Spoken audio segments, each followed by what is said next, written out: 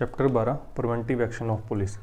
तो preventive action क्या होते हैं? प्रिवेंटिव एक्शन वो स्टेप्स होते हैं जो पुलिस उठाती है किसके लिए, ताकि कोई क्राइम कमिट ना हो। ठीक है, तो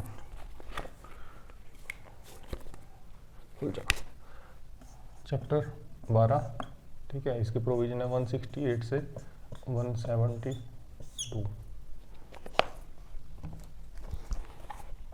Section 168. Police to prevent cognizable offences. Every police officer may interpose for the purpose of preventing and shall to the best of his ability prevent the commission of cognizable offence. मतलब कि every police officer, हर police officer में interpose मतलब अपना हस्तक्षेप करेगा, अपना हाथ डालेगा, उसके अंदर इंटरफेयर करेगा।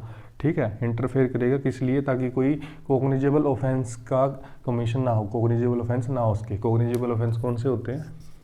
कोग्निजेबल ऑफेंस, इसकी जो डेफिनेशन है वो सेक्शन 2 सब सेक्शन 1 के क्लोज जी के अंदर दे रखी है। वो ऑफेंस जिसमें पुलिस विदाउट वारंट अरेस्ट कर सकती है। ठीक है, उनके कमीशन को होने से बचाने के लिए पुलिस अपना हाथ डालेगी, इंटरफेयर करेगी और अपनी बेस्ट एबिलिटी का यूज़ करेगी। ठीक है, जितना वो कर सकती है, मतलब जितना वो कर सकता है police officer. Every police officer receiving information to design to commit any cognizable offense, मतलब जिस पुलिस ऑफिसर को cognizable offense के कमिटमेंट की वो मिलती है, इंफॉर्मेशन मिलती है कि किस किस तरीके से कोई ऑफेंस हो सकता है। ठीक है, shall communicate such information to police officer to whom he is subordinate, वो अपने सुपीरियर ऑफिसर को उसकी इन्फॉर्मेशन देगा। ठीक है, या फिर उस ऑफिसर को इन्फॉर्मेशन देगा जिसका काम है उसको प्रिवेंट करना। ठीक है, मतलब इसमें क्या कह रहा है? इसमें कह रहा है कि एक पुलिस ऑफिसर है अमन नाम का। ठीक है, ये मान के चलते हैं कि ये कांस्टेबल है, इसको मिलती है इन्फॉर्मेशन मिलती है कि कोई ऑफेंस कमिट होने वाला है। उसके बारे में पूरी इन्फॉर्मेशन जो है ये किसको देगा? या तो उसको देगा जिसका ये सबऑर्डिनेट है। ठीक है, मान के चलते हैं कि ये सब इंस्पेक्टर है, अब उसको इन्फॉर्मेशन देगा, या फिर उस पर्सन को देगा जिसका काम है प्रिवेंट करना कि वो ऑफेंस ना हो। ठीक है, दो बंदों में से किसी एक को इन्फॉर्मेशन देगा ये। उसके बाद है section 170, arrest to prevent commission of cognizable offence. मतलब इसमें पुलिस ऑफिसर जो है प्रिवेंशन के लिए किसी अक्यूज पर्सन को वो भी कर सकता है, अरेस्ट भी कर सकता है। The police officer knowing of design to commit any cognizable offence may arrest. ठीक है, मतलब एक पुलिस ऑफिसर है जिसको पता लग रहा है कि कोई कोग्निजेबल ऑफेंस होने वाला है, वहाँ पे अरेस्ट कर सकता है। मे है, शेल नहीं है, ज़रूरी नहीं है अरेस्ट करना।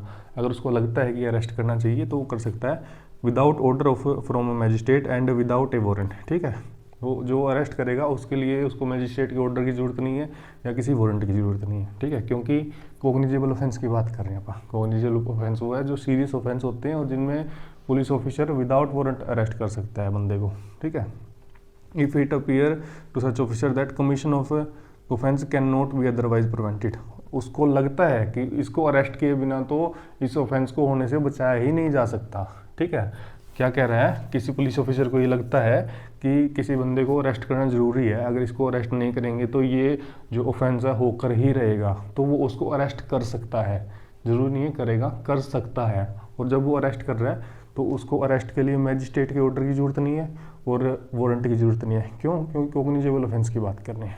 ठीक है, इसका सबसेक्शन 2 है, no person arrested under subsection 1 shall be detained in custody for a period exceeding 24 hours. मतलब कोई भी पर्सन अगर अरेस्ट किया जाता है तो उसको 24 घंटे के अंदर अंदर मैजिस्ट्रेट को प्रेजेंट करना ज़रूरी होता है, और उस 24 घंटे में से वो टाइम माइनस कर देते हैं जितना टाइम उसको वहाँ पर लेके जाने में लगा। ठीक है, मान के चलते हैं कि मैजिस्ट्रेट के पास जाने में उनको 30 मिनट लगते हैं, तो 30 मिनट एक्सक्लूड कर देंगे आप। ठीक है, मतलब कि 24 घंटे पूरे हो गए और ये कस्टडी के अंदर ही है, और 24 घंटे पूरे होते ही इसको वहाँ पे लेके जाने लग गए। तो ऐसे नहीं कहेंगे भी इसको 24 घंटे से ज़्यादा कस्टडी के अंदर रखा गया, क्योंकि इसको लेके तो जा रहे थे मैजिस्ट्रेट के पास। अगर 25 घंटे हो जाते हैं या फिर ज़्यादा हो जाते हैं तो फिर ये रॉन्गफुल कन्फाइनमेंट में आ जाता है, वो एक अलग टॉपिक है। तो इसमें इतना ही बोल रहा है कि मैजिस्ट्रेट के पास से ले जाएंगे, बट किस केस में नहीं लेके जाएंगे? उस केस में नहीं लेके जाएंगे जब उसको पुलिस ऑफिसर को लगता है कि उसको फर्दर डिटेंशन करना ज़रूरी है, या फिर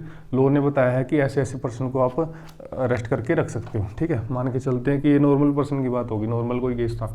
अब मान के चलते हैं कि बॉम्ब का मैटर था, किसी बंदे के पास बड़ा बम मिला है। ठीक है, और किसी केस ने कानून ने ये बता दिया कि अगर ये बॉम्ब वाला बंदा मिले ना आपको, आप इसको 1 हफ्ते 10 दिन तक, जितने दिन तक आपको सही लगे उतने दिन तक आप इसको रख सकते हो कस्टडी के अंदर, तो आप रख लोगे 24 घंटे से ज़्यादा। ठीक है, तो जनरल रूल क्या है, 24 घंटे में मजिस्ट्रेट के सामने पेश करना है, इसको प्रस्तुत करना है।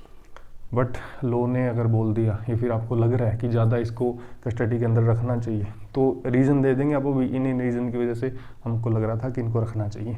ठीक है, उसके बाद है section 171, prevention of injury to public property. A police officer may of his own authority interpose to prevent any injury attempted to be committed in his view to any public property, movable or immovable, or remove of injury of any public landmark, buoy or other mark used for investigation। मतलब कि police officer को लग रहा है कि कोई person जो है वो पब्लिक प्रॉपर्टी को नुकसान पहुंचाने वाला है, ठीक है, तो वो उसमें अपना हस्तक्षेप करेगा और उसको रोकेगा। ठीक है, और जो वो प्रॉपर्टी है वो मूवेबल या फिर इमूवेबल हो सकती है। मूवेबल होगी जैसे एम्बुलेंस होगी कोई, ठीक है, सरकारी, और मतलब होगी आग बुझाने वाली गाड़ी होगी, क्या बोलते हैं उसको, फायर ब्रिगेड होगी, या फिर कोई भी इमूवेबल पब्लिक प्रॉपर्टी कौन सी होगी, जैसे पार्क में बेंच हो गई, ठीक है, सड़क होगी, डिवाइडर्स होगी रोड पे, जो भी है। ठीक है, और उसके बाद आ जाता है कि रिमूवल और इंजरी ऑफ एनी लैंडमार्क, बोए और अदर मार्क फॉर नेविगेशन। मतलब कोई किसी लैंडमार्क को रिमूव करने वाला है, ठीक है, या फिर बोए होते हैं जो समुद्र में होते हैं, समुद्रों में वो तैरते रहते हैं। ठीक है, वो एक तरीके से जैसे अपने होता है ना माइलस्टोन होता है, उसकी तरह काम करते हैं, उसकी तरह मतलब डायरेक्शन भी बताते हैं, और एक पॉइंट पर्टिकुलर पॉइंट पे रखे जाते हैं, तो वो एक लैंडमार्क की तरह काम करते हैं। ठीक है, और other mark use for navigation, इसमें वो सारी चीज़ें आ गई जो भी मान के चलो कि आप रोड के ऊपर हो, किसी भी तरीके का साइन है, वो साइन वहाँ पे इसलिए लगाया गया है ताकि जो भी उस रोड पे खतरा जो भी है, ठीक है, उसके बारे में पता लग सके जो भी वाहन आ रहे हैं उसको, और अगर वो कोई रिमूव कर रहा है तो इंजरी हो सकती है उससे लोगों को, तो उसकी प्रिवेंशन के लिए जो ये है वो पुलिस ऑफिसर काम करता है। उसके बाद आगे 172 के अंदर, person bound to conform to lawful direction of police. मतलब जिन भी पर्सन को इस पुलिस ऑफिसर ने कोई डायरेक्शन दिया है तो अगले की जिम्मेवारी है कि उसको फॉलो किया जाए। All person shall be bound to conform to lawful direction of a police officer given in fulfilment of any office duty under this chapter.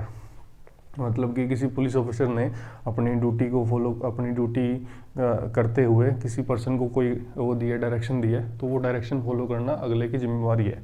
ठीक है, अब मान के चलते हैं कि पुलिस रात को पेट्रोलिंग पे निकली है, ठीक है, और वहाँ पे उसको कोई 2-3 लड़के मिलते हैं, वैसे ही आवारागर्दी कर रहे हैं, तो अगर पुलिस ऑफिसर उनको बोलता है कि भाई अपने घर पे जाओ, यहाँ पे नहीं घूमना है, तो उनकी जिम्मेवारी है कि जो ऑर्डर उनको मिला है वो फॉलो करना।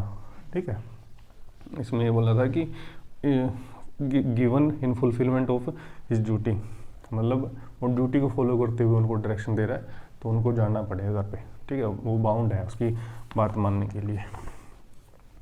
अब इसका सबसेक्शन 2 है, पुलिस ऑफिसर में डिटेन और remove any person resisting, refusing, ignoring और disregarding to conform any direction given by him under subsection 1 and may take such person before magistrate और in petty cases release him as soon as possible within 24 hours. मतलब इसमें कह रहा है कि जो कोई पर्सन जिसको ऐसी गाइडेंस दी जा रही है वो रेजिस्ट करता है, ठीक है, या फिर रिफ्यूज़ कर देता है, मना कर देता है, इग्नोर कर देता है, ठीक है, या फिर डिस्कार्ड कर देता है, मतलब किसी भी तरीके से वो मानता ही नहीं है, ठीक है, वो बनता है बदमाश, तो पुलिस ऑफिसर क्या करेगा, वो उसको अरेस्ट कर लेगा, ठीक है, और उसको मजिस्ट्रेट के सामने भी पेश कर सकता है अगर वो मतलब कोई बदतमीजी करता है या फिर उसको लगता है पुलिस ऑफिसर को कि इसने ये वाला क्राइम कर दिया तो मजिस्ट्रेट के पास लेके जाना पड़ेगा।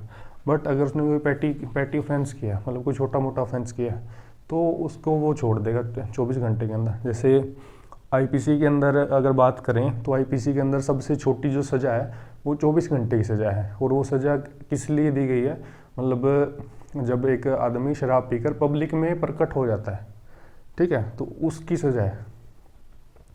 मतलब क्या है कि बीएनएस के अंदर जो दे रखा है, अगर कोई आदमी पब्लिक के अंदर प्रकट हो गया तो उसको 24 घंटे की सज़ा मिलेगी अगर उसने शराब पी रखी है तो। ठीक है। अगर ऐसा कोई ऑफेंस किया है किसी ने तो पुलिस फिर उसको उठा लेगी और रात भर रखती है, फिर छोड़ देती है, ऐसा ही होता है। तो इसके साथ साथ आपको एक इंटरेस्टिंग फैक्ट पता लग गया कि BNS में जो सबसे छोटी सज़ा है वो 24 घंटे की है, और वो किस लिए है, जब कोई आदमी या फिर औरत शराब पीकर पब्लिक में प्रकट हो जाती है, अपीयर हो जाती है, तो उसको मिलती है। ठीक है, हम मिलते हैं FIR के साथ अगली वीडियो में। Till then bye bye.